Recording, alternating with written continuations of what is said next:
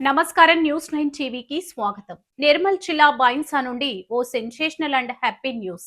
బైన్సా పట్టణంలో యువత ఉపాధి అవకాశాలకు విద్యా రంగానికి సరికొత్త తలుపులు తెరుచుకున్నాయి. బైన్సా నుండి నిజామాబాద్ వెళ్లే రహదారి పక్కన అత్యంత ప్రతిష్టాత్మకంగా నూతనంగా ఏర్పాటైన స్మార్ట్ విజన్ హోటల్ మేనేజ్మెంట్ కళాశాల ప్రారంభోత్సవం ఈ రోజు అంగరంగ వైభవంగా జరిగింది. కళాశాల యాజమాన్యం ప్రత్యేక ఆహ్వానం మేరకు ఈ ప్రతిష్టాత్మక కార్యక్రమానికి ముఖ్య అతిథిగా విచ్చేశారు.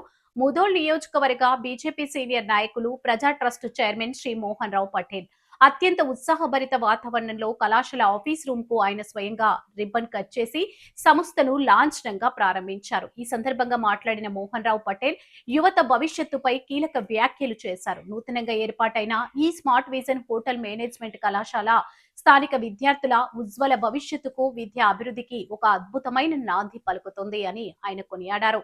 ఇంతటి చక్కటి అవకాశాన్ని బైన్సా యువతకు అందిస్తున్న కళాశాల యాజమాన్యానికి, నిర్వాహకులకు, అధ్యాపకులకు ఆయన హృదయపూర్వక శుభాకాంక్షలు తెలియజేశారు.